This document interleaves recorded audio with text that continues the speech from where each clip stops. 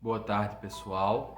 Hoje nossa aula nesse sábado vai ser um pouco diferente, porque hoje nós vamos falar sobre a ciência do medo.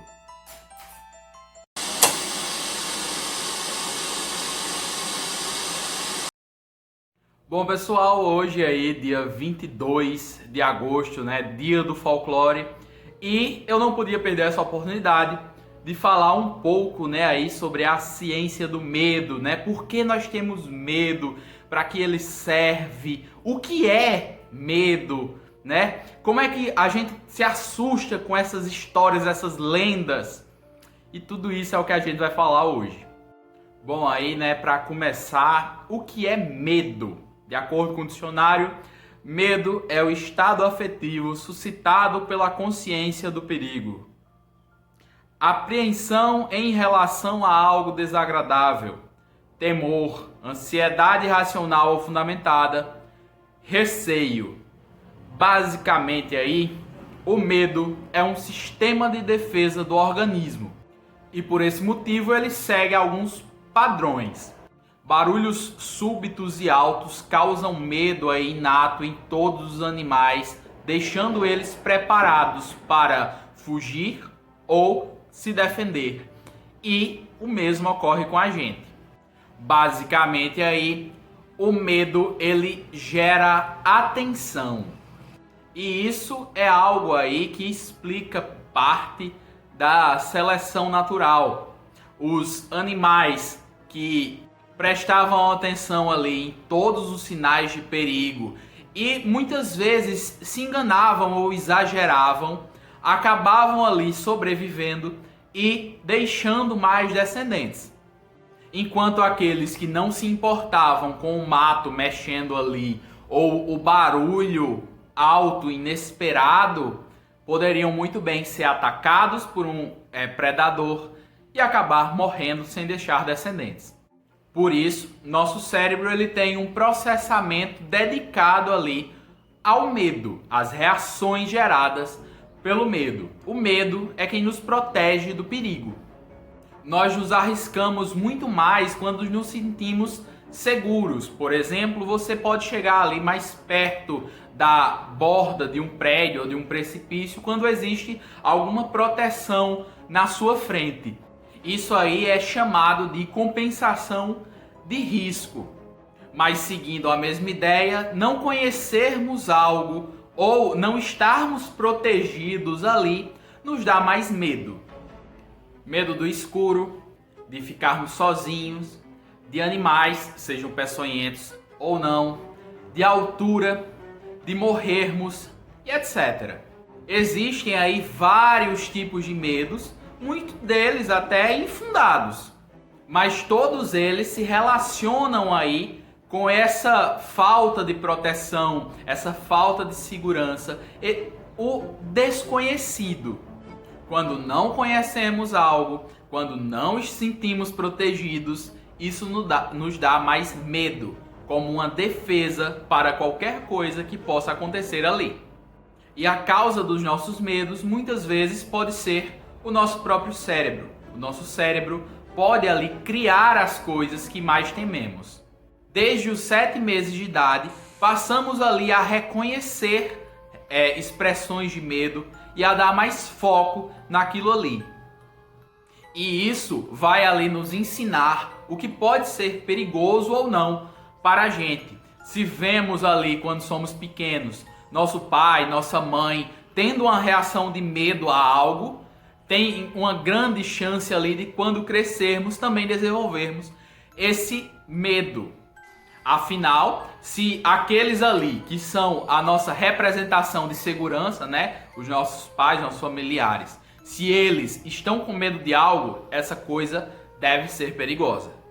Assim, o que é raro, mas marcante, pode gerar mais medo, como, por exemplo, uma cobra, uma aranha peçonhenta, enquanto o que é familiar não causa ali o medo que deveria causar.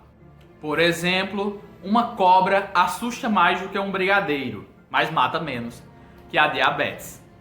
Mas agora que aprendemos aí, né, o que é medo, para que ele serve e como ele é criado, o que são aquelas coisas que sentimos, né, quando temos medo?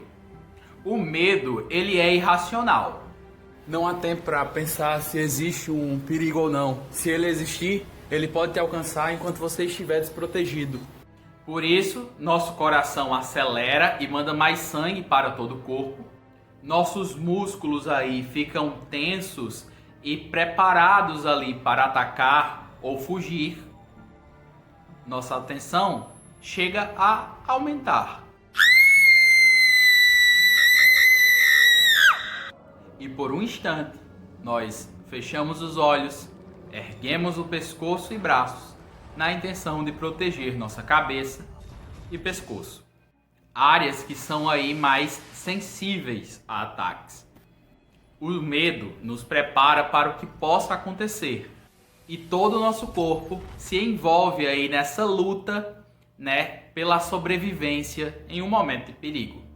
Mas aí chega naquela pergunta: por que nós temos medo quando assistimos um filme de terror, quando ouvimos uma lenda, uma história? Por que isso acontece? Os seres humanos são facilmente manipuláveis. Tá aí as propagandas que a gente assiste e fica logo com aquela vontade de comprar aquele produto que está sendo anunciado ali. Da mesma forma, facilmente os cachorros e gatos que a gente tem nas nossas casas vão se acostumando a fazer ali barulhos um pouco diferentes para convencer-nos de dar a eles aquilo que eles querem. E para o medo, esse é o efeito psicossomático. Basicamente aí nosso cérebro ele tem poder, né? Ele pode fazer com que a gente sinta algo, mesmo que essa coisa não esteja lá. Pode fazer com que a gente sofra, né? Que o nosso corpo sofra, mesmo que não tenha nenhum motivo. Se o nosso cérebro consegue ver ali um tigre e fazer o nosso corpo se movimentar ali, se preparar para lutar ou fugir, por que não faria o mesmo com o medo imaginado pela gente? Quando vemos ou ouvimos ali uma história, nós vamos ali nos envolvendo, nos concentrando cada vez mais, nos colocando ali no lugar do personagem, sentindo de perto ali o mesmo perigo que ele sente. Nosso cérebro copia aquele sentimento e nos dá o mesmo efeito que se fosse a gente no lugar do personagem. Assim como um cachorro que pode ser treinado ali a salivar quando ouve um sininho, se você acostumá-lo a cada vez que toca dar a ele comida, nós também passamos pelo mesmo. Podemos da mesma forma aí ser enganados pelas histórias que ouvimos. Nosso cérebro está pronto para fazer isso. Assim como nós temos o efeito placebo, que faz com que você, acreditando que aquele remédio que você está tomando ali vai funcionar, seu corpo se programa ali para fazê-lo funcionar, mesmo que ele não tenha efeito nenhum. Nós também temos ali o efeito nocebo. Esse efeito nocebo causa o contrário aí do efeito placebo. Assim, se você acredita que algo vai te fazer mal, essa coisa termina te fazendo mal, porque o seu cérebro está programado para aquilo ali acontecer. Ele acredita e faz acontecer. Assim, de forma simples aí, se você acredita, o seu cérebro faz acontecer. E nesse momento ali, ele te dá os mesmos sintomas que você teria caso estivesse acontecendo com você aquilo que você vê ali ou ouve naquela história. Mas e aí? De onde vêm, né, essas histórias e lendas que nós conhecemos? Como é que elas surgem?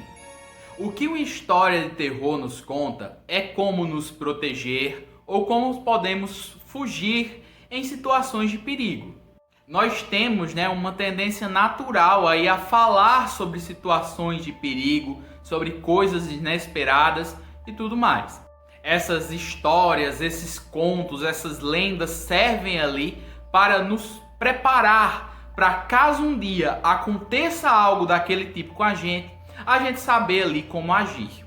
Até mesmo os nossos sonhos são cheios de problemas, cheios de situações ali onde a gente precisa reagir e tomar uma decisão, se salvar de certa forma. E assim nossas histórias, mitos e lendas repetem o mesmo.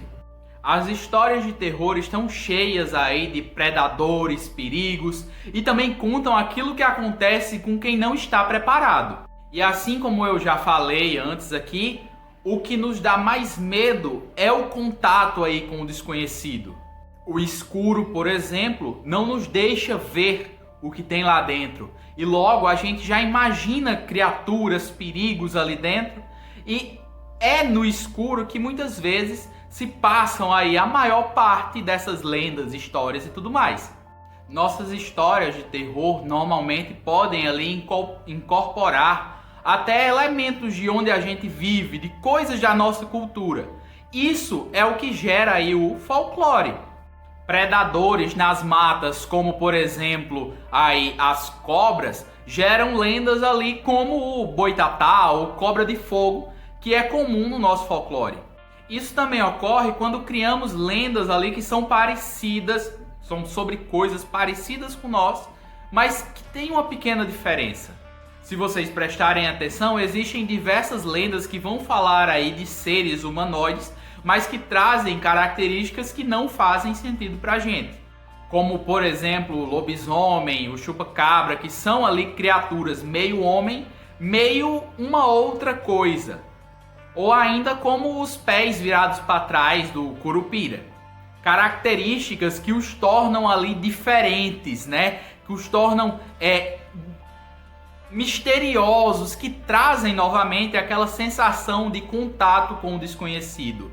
O desconhecido sempre nos assusta, né? Outro assunto comum no folclore é ter ali criaturas que desafiam a morte, como é o caso, por exemplo, da mula sem cabeça, né? Como é possível ela continuar viva? Essas aí são coisas que nos incomodam. Por fim, existem ali certas coisas que acontecem com a gente que podem ser a explicação aí para a maioria das lendas, ou grande parte pelo menos delas. Um exemplo que eu quero citar aqui é a paralisia do sono. Imagine o seguinte: você acorda de noite, mas não consegue se mexer. Seus braços, pernas, o corpo inteiro está ali parado. Você mal consegue abrir os olhos.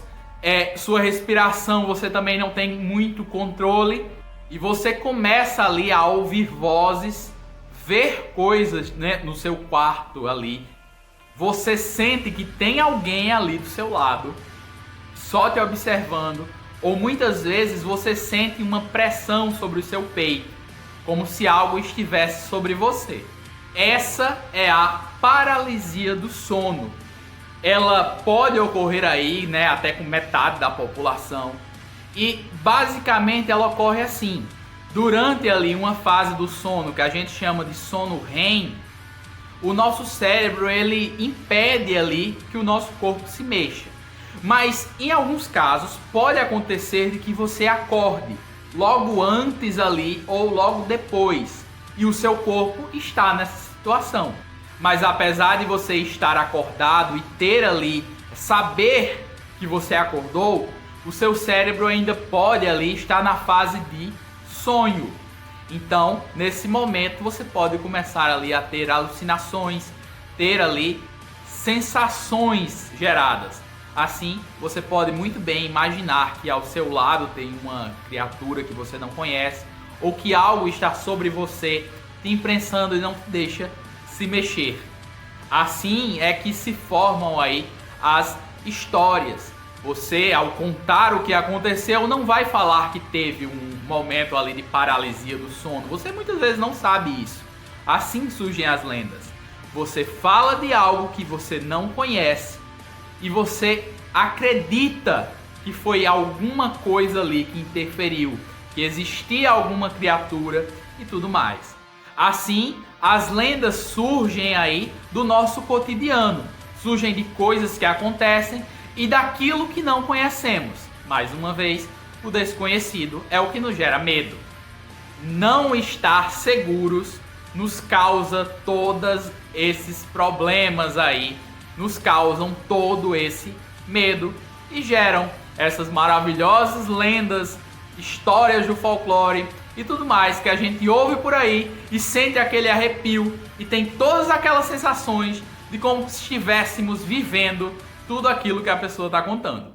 Então, pessoal, nossa aula de hoje foi essa. Espero aí que vocês tenham gostado de ter uma aula sobre um tema que não é muito comum pra gente na escola, né? Mas espero que vocês tenham gostado e até a próxima aula.